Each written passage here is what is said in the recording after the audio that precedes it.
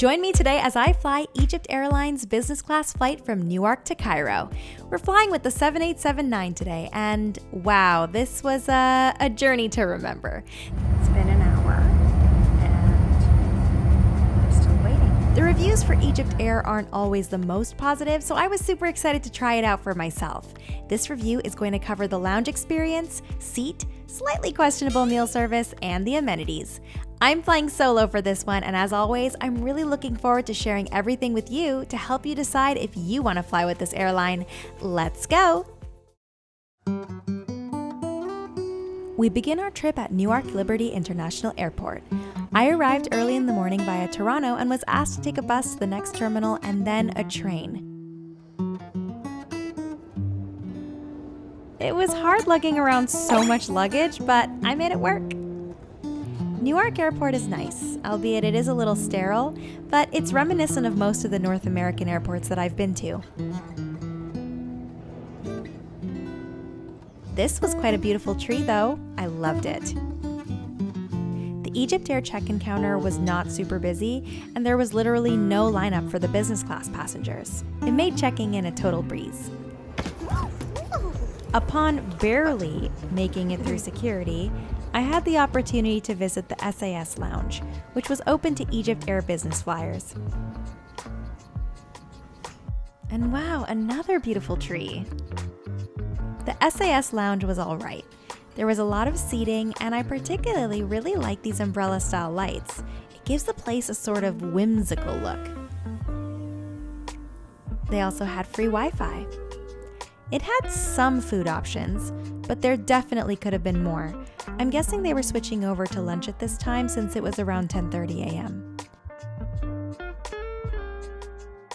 Regardless, it was a pleasant and quiet place to relax before boarding. This is the perfect opportunity to ask you to like and subscribe, and if you're feeling adventurous, why don't you leave me a comment? All of them are so appreciated. I decided to go with some oatmeal and fruit, and I doom scrolled before heading to my gate. Boarding was chaotic and had no sense of organization whatsoever, but this seems to be the norm lately. While I haphazardly make my way to the gate, let's talk about the seat configuration. The 7879 has a 1-2-1 herringbone configuration, with each seat having its own little suite similar to other herringbone layouts. I will be seated at 11A today.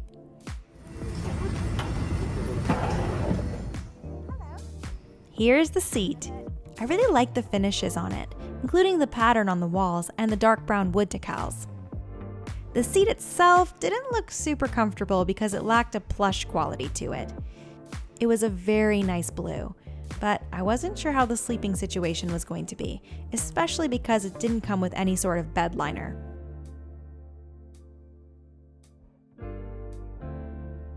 There was enough storage under the footstool for my large base bag, but I did have to move it when I made my bed lie flat. These stickers were provided, which you could place on the top of your seat to let the staff know whether you wanted to be disturbed or not. I didn't actually end up using them. There was also a water bottle, a soft pillow, branded headphones in a branded case, the amenity kit, slippers, and a pretty plush duvet, but again, no bed cover. The seat controls were responsive and easy to use, with the ability to control the lighting as well. The storage compartment to the side had your remote control with a click release, a USB port, headphone jack, and a universal outlet. There was a smaller storage compartment, but I don't know what you'd store in there. Maybe your passport? Each window seat came with 2 windows, which I always love and appreciate. There was a third deeper storage compartment, which I thought was pretty useful. In terms of seat depth, I'm 5'4", and it was more than enough for me. The end of the seat seemed a bit narrow, which might make sleeping harder for taller people. The meal tray was a push and pull down release. It was quite large, and both sides had that elegant decal on it. I quickly got my slippers on, and a welcome drink was served. Egypt Air is a dry carrier, which means they don't serve alcohol. So I was offered apple or orange juice and decided on apple. Let me know your thoughts on the carrier being dry. Would you fly it knowing you wouldn't get alcohol?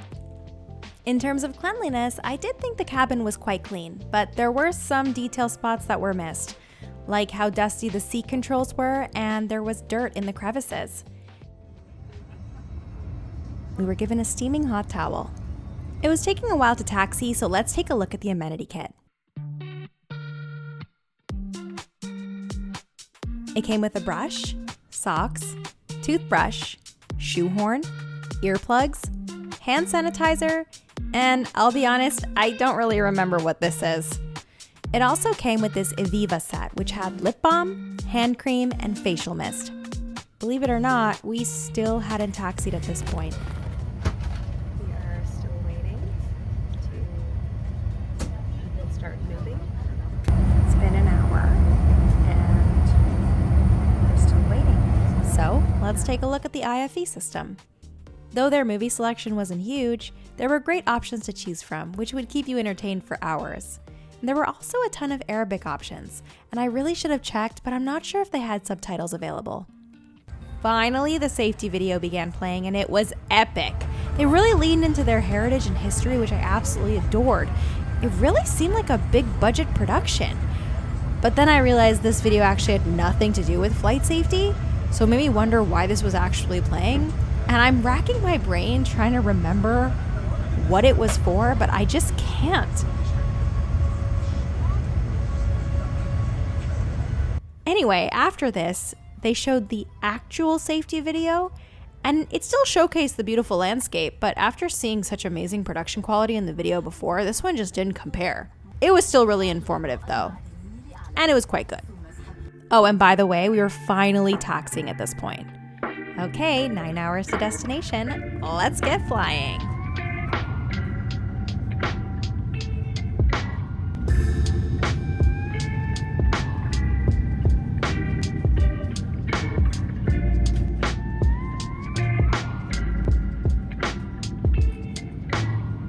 As soon as the seatbelt sign turned off, meal service began. They came by with drinks first, and I opted for a sparkling water. Oh, I should also say, there was no menu. We were just given a choice whether we wanted vegetarian or chicken. Then we were served the appetizer. And listen, I'm not one to usually complain about food, but this felt very thrown together at the last minute. It looked like turkey slices with veggies and a super soggy salad, and this extremely frozen balsamic dressing. What am I supposed to do with this? Okay, it was fine. It was honestly fine. It just wasn't what you'd expect on a business class flight where you're paying literally thousands of dollars. And because I've flown a lot in the past year, it was just a huge difference compared to other carriers. The cheese was okay, although I don't really like blue cheese. But they also provided an olive bread, and that was quite nice.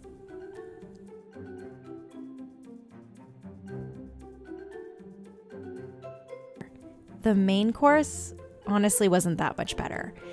It was roasted beets with chicken breast and broccolini with what I think was a curried lentil puree. The chicken was edible, but it was unseasoned, and honestly it was kind of dry. The vegetables were good though.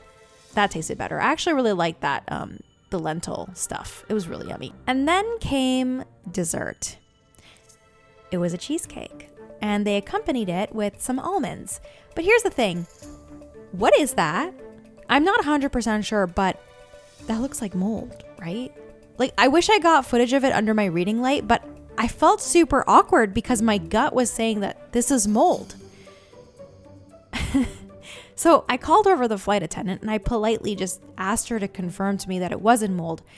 And she got really, really offended. She kept saying, no. And she just looked really offended. So I felt really bad. But she didn't really convince me. Like, what do you guys think? I took a few bites because honestly, a little mold isn't gonna hurt you, but I just couldn't help like it wasn't fresh. And then what's weird is the attendant came back and asked me if I wanted fruit instead, which made me feel like she felt guilty. I don't know. The fruit plate was much better. I finished the meal with some coffee, which was the best part of the service, and then watched the Scott Pilgrim animated series a bit before heading to bathroom break. The bathroom was quite bare bones with a face mist and some hand sanitizer. There was also a pull-down change table, which I always give extra points to. Back in my seat, I wasn't that sleepy, but decided to get the bed ready to show you. It was much more comfortable than I thought it would be. The cushion was quite soft, and the blanket made the pod feel really cozy. The lie flat is what you're really paying for on the plane, so it was great that it was up to par. Here's a look at the cabin with the lights turned off, just before I took some time to relax.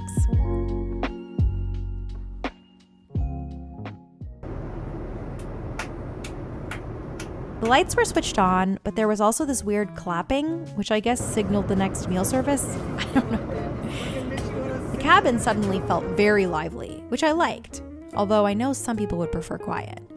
Meal service was taking a while, so I just played my Switch until it was served. Classy, right?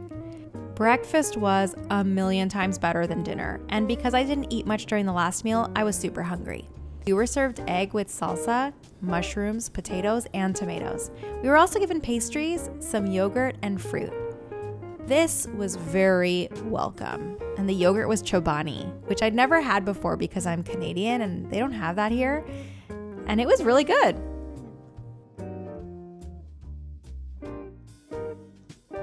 I ate while watching the movie Leave the World Behind. Have you seen it? It was thought-provoking, but I didn't really like the ending very much, if I'm being honest. As we approached our destination, they collected our headphones and I switched back to my shoes. You can't see it properly here, but the sunrise was gorgeous. Oh, here's a better view. Wow, we are so blessed to be able to fly and witness this. It truly puts everything in perspective. And I'll eat deli meat and soggy salad any day if I can get this view. Cairo was looking extra magical this morning. Overall, this flight was okay. I've definitely flown better carriers, and if you have the opportunity to choose between this and another one, you may be better off flying with someone else and getting your money's worth. If I had to give rankings to everything, here's what they'd be. Food, 6 out of 10. The breakfast boosted this. Seat, 7 out of 10. IFE, 7 out of 10. And service, 6 out of 10. This went down a few notches just because of the flight attendant's reaction to me when I asked her about the cheesecake. We made a very successful, smooth landing into Cairo, which marked the beginning of my 11-hour layover until I'd fly to Mumbai. In my next video, I'll cover that flight, and I'll be sure to share how much I paid for this trip. Please like and subscribe, and I'll see you in the next one.